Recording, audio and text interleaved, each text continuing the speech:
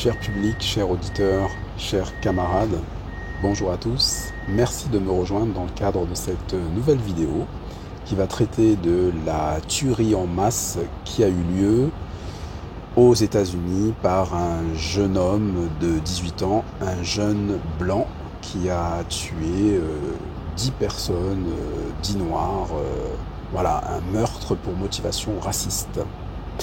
Alors, le cadre n'est pas habituel, donc là je suis en déplacement. J'en profite pour effectivement vous donner un point de vue, un point de vue qui se veut toujours un petit peu différent, une analyse un peu différente de cette situation. A tout de suite.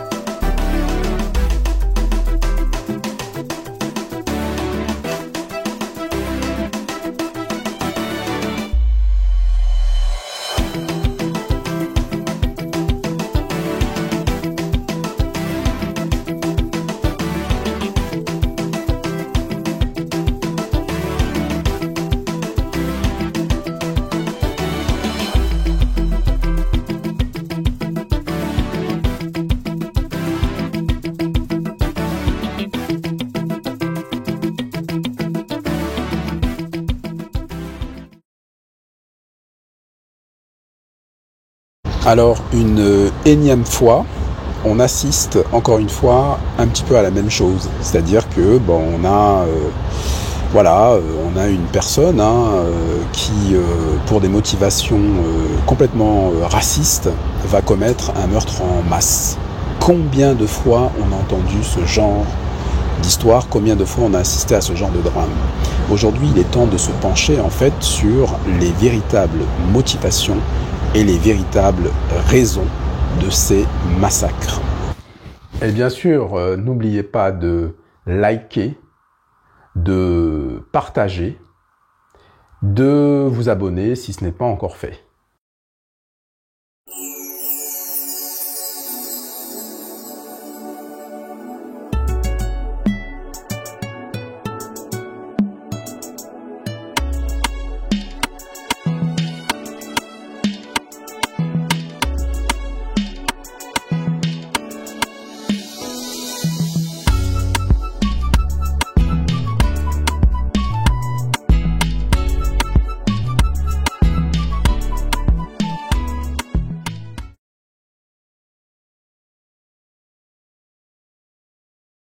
Pourquoi il y a ce type de massacre?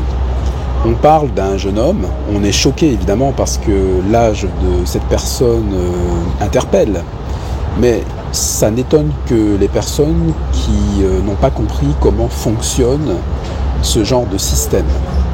Je pense qu'il faut condamner tout un système qui est autour. N'oublions pas que il n'y a pas si longtemps que ça, les gens étaient pendus par le Ku Klux Klan. Les Noirs aux États-Unis étaient pendus. Donc il y a des gens ordinaires qui pendaient d'autres gens ordinaires du fait de leur couleur de peau. Alors qu'est-ce qui a conduit ce criminel de 18 ans à commettre l'irréparable? Vous voyez, on vous le dit souvent sur cette chaîne que ça commence dès le plus jeune âge. C'est-à-dire que dans un entourage familial, dans un certain milieu, où les gens sont complètement déconnectés de la réalité, où c'est une incitation à la haine en permanence, ce sont des préjugés qui sont développés de manière systémique, c'est une détestation de l'autre de manière systémique, et à un moment donné, ça finit par aboutir sur ce drame qu'on a vu. Donc par une fusillade, une tuerie de masse. Et bien sûr, n'oubliez pas de liker, de partager, de vous abonner si ce n'est pas encore fait. Que ça se produise comme ça aux États-Unis, ce n'est pas étonnant. J'ai parlé il y a quelques instants du fait que, effectivement, n'oublions pas qu'aux États-Unis, on pendait les gens du fait de leur couleur de peau. On pendait les Noirs parce qu'ils étaient noirs. C'est un système qui était très ségrégationniste, donc on ne peut pas l'oublier. Les luttes raciales ont toujours existé, et je suis désolé d'être un peu pessimiste, mais ça ne va pas en s'arrangeant. Les États-Unis, c'est une société qui, évidemment, a des côtés très très très sombres. On a déjà l'armement. C'est très facile d'avoir une arme aux États-Unis, même les bébés, même les enfants ont des armes. Les parents offrent comme cadeau de Noël des armes à leurs enfants. Donc, c'est très facile d'avoir une arme et c'est très facile d'apprendre à s'en servir. À partir du moment où on détient une arme, il y a 98% de chances qu'on s'en serve. Oui, pour ne pas dire 100%. C'est-à-dire que tôt ou tard, quand vous détenez une arme, vous allez vous en servir. Donc, vous imaginez, si n'importe qui détient des armes, ce que ça donne.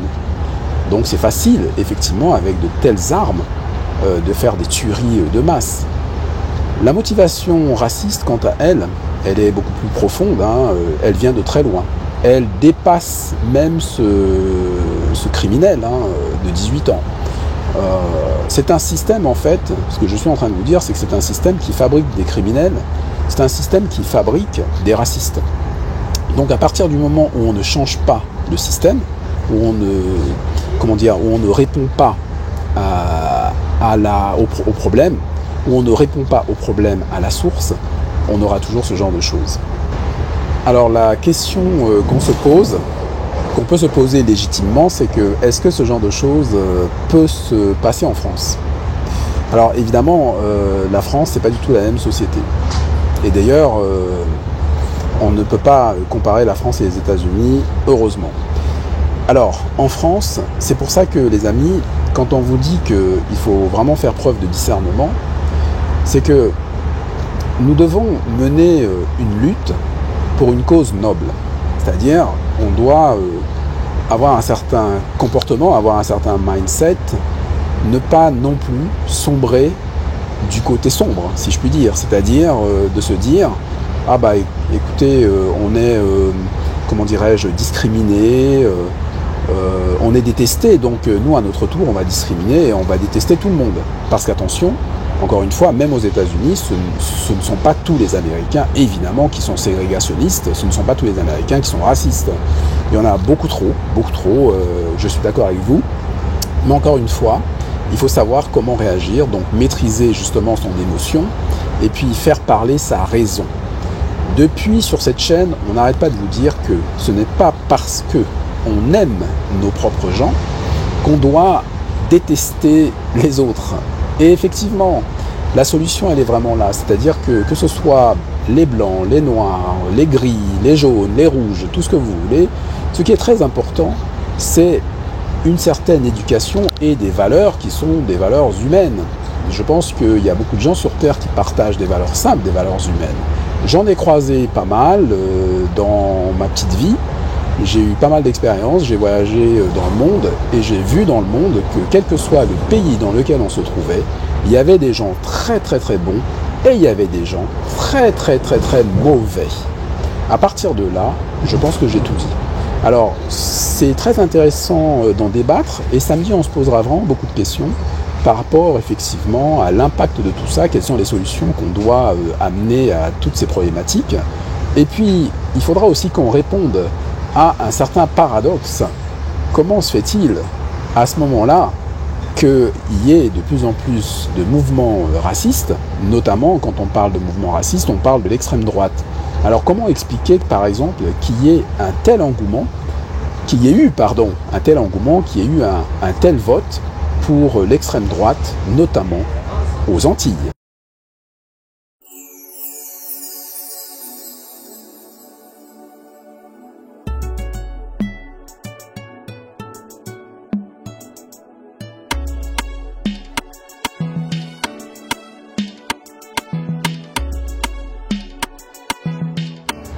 Les amis, cette émission touche à sa fin, cette émission un peu spéciale qui a été, faite dans le train.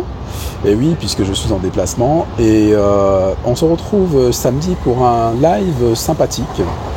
Dans ce live, j'aurai le plaisir de vous accueillir et de partager effectivement vos réflexions et puis de débattre avec vous sur ce sujet très épineux, ce sujet vraiment qui nous touche tous. Quand je dis qui nous touche tous, c'est-à-dire au-delà de notre propre couleur de peau. C'est un problème qui concerne toute l'humanité parce que si on n'arrive pas à régler ça, et si jamais ça nous rattrape ici en Europe, et notamment en France, parce que vous savez, ce qui se passe aux États-Unis en général, il y a des répercussions en France ou dans les pays d'Europe 20 ans plus tard. Donc on a intérêt dès aujourd'hui à prendre en main notre destinée. On a intérêt à prendre en main notre destinée et à savoir quelle vie nous voulons pour nous-mêmes et pour nos enfants.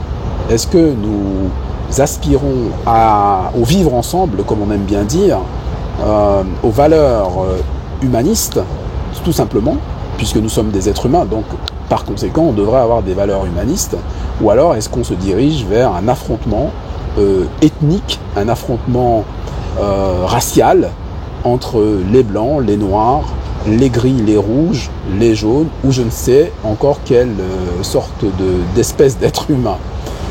Je vous donne donc rendez-vous samedi, et en attendant, je vous souhaite à tous une excellente semaine. À samedi.